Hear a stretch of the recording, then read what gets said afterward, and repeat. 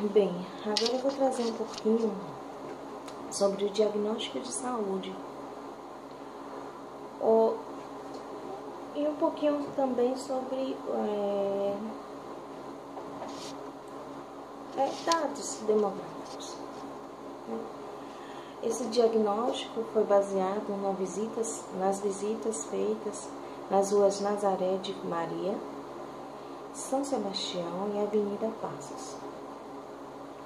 A população é de em torno de 10.000 habitantes, com predominância do sexo feminino, ou seja, 60% da população é formada por mulheres, com a renda média de um salário mínimo por pessoa. É composta em sua maioria por comerciantes. A população é composta em sua maioria por comerciantes. O negro forma a maioria da população, cerca de 80%.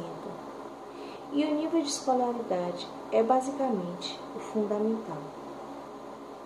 Esse foi um pouquinho dos dados.